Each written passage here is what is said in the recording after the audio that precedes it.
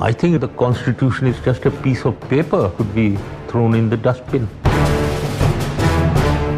सुना आपने अपने वक्त के फिरौन जनरल परवेज मुशर्रफ को बड़ी रौनक से फरमा रहे हैं कि आइन तो कागज़ का एक टुकड़ा है जिसे रद्दी की टोकरी में फेंक देना चाहिए। ये तब की बात है जब वो दूसरी मरतबा आइन से खिलवाड़ करने के बाद बता रहे थे कि इनकी नज़र में आइन पाकिस्तान की क्या हैसियत है। अब जब आइन शिकनी पर उन्हें सज़ा सुना दी गई है तो फरमाते हैं, मुझे इंसाफ नहीं मिला, मैंने अकेले ये काम नहीं किया था, मेरे शरीक मुल्ज़िमान के खिलाफ कार्रवाई क्यों नहीं की गई। गद्दारी के इल्ज़ाम में सजाए मौत पाने वाले पहले army chief general Pervez Musharraf की कानूनी टीम गद्दारी केस में इंसाफ के तकाजे पूरे ना होने का रोना तो रो रही है, लेकिन सच ये है कि इनका मौक़िफ़ सिर्फ इतना है कि मुशर्रफ के साथ आइन तोड़ने वालों में साबिक़ वज़ीर-ए-आज़म शौकत अज़ीज़ और चीफ जस्टिस अब्दुल हमीद डोगर भी शामिल थे, लिहाजा इनको भी मुकदमे की कार्रवाई में शामिल किया जाए। यानी मुशर्रफ का केस ये नहीं कि वो गद्दारी के मुर्तकिब नहीं हुए, बल्कि ये है कि मैंने अकेले गद्दारी नहीं की, मेरे साथ और लोग भी शामिल थे। ताहम इस मामले में भी सच ये है कि सुप्रीम कोर्ट ने पहले ही इस बात का फैसला कर दिया था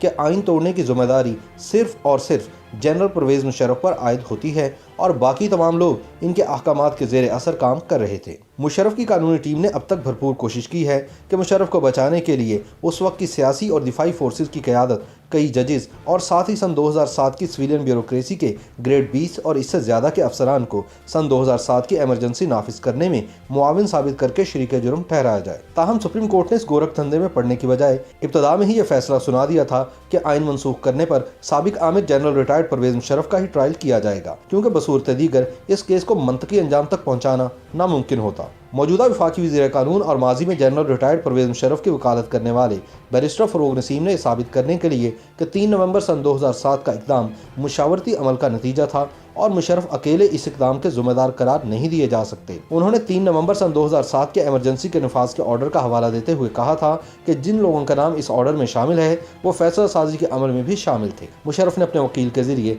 सुप्रीम कोर्ट में दरख्वास्त दायर की थी कि दर्ज झेल अफराद ने 3 नवंबर के एक्शन में मदद, मुआवनत और सहूलत फराहम की, साजिश में हिस्सा लिया और शराकत दारी की। उस वक्त के वज़ीर-ए-आज़म शौकत अज़ीज़, जिनके मुतालिक मुशर्रफ का इसरार था कि उन्होंने 3 नवंबर सन 2007 का खत लिखकर जनरल परवेज मुशर्रफ को मज़कूरा एमरजेंसी के नफाज की दावत दी। 3 नवंबर सन 2007 को काबीना के तमाम अरकान को केस में शामिल करने की इस्तदा की गई। 6 नवंबर सन 2007 की कौमी असम्बली के अरकान को भी शरीक जुर्म ठहराने की कोशिश की गई। मुशर्रफ की कानूनी टीम ने 3 नवंबर सन 2007 को चारों सूबों के वज़राए आला और उनकी काबीना के अरकान, चारों सूबाई गवर्नर्स, तमाम सर्विसेज चीफ्स, तमाम कोर कमांडर्स, मुसल्लह अफवाज के तमाम सीनियर अरकान को एमरजेंसी लगाने में मुआवन और बराबर का मुजरिम करार देने की कोशिश की। 28 नवंबर सन 2007 से 15 दिसंबर सन 2007 तक के chief of army staff, grade 20 और इससे ज़्यादा के सिविलियन ब्यूरोक्रेसी के तमाम अरकान, 3 नवंबर सन 2007 को मौजूदा कौमी और सूबाई असम्बलियों के तमाम अरकान, तमाम विफाकी और सूबाई सेक्रेटरीज, PCO के तहत हल्फ उठाने वाले सुप्रीम कोर्ट के तमाम जजेस,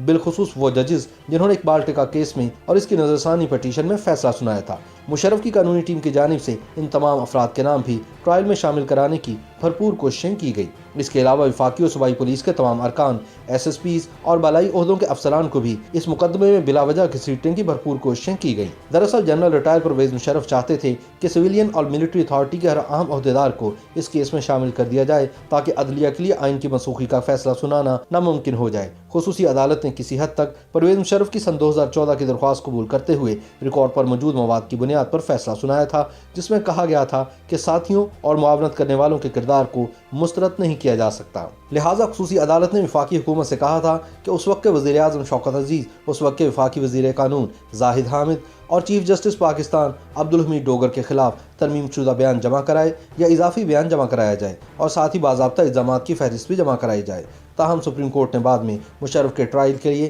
खुसूसी अदालत के साबिक वज़ीर-ए-आज़म, चीफ जस्टिस और वफाकी वज़ीर के नाम शामिल करने के फैसले को कलअदम करार दे दिया था। YouTube पर गूगली न्यूज देखने के लिए youtube.com की सर्च बार में गूगली न्यूज TV टाइप करें। गूगली न्यूज के पेज पर सुर्ख रंग के सब्सक्रिप्शन वाले बटन पर क्लिक करना ना भूलिए। YouTube पेज पर अपलोड होने वाली वीडियोस से बाखबर रहने के लिए बेल आइकन पर क्लिक कीजिए। आपको हर नई वीडियो के बारे में नोटिफिकेशन मौसूल हो जाएगा।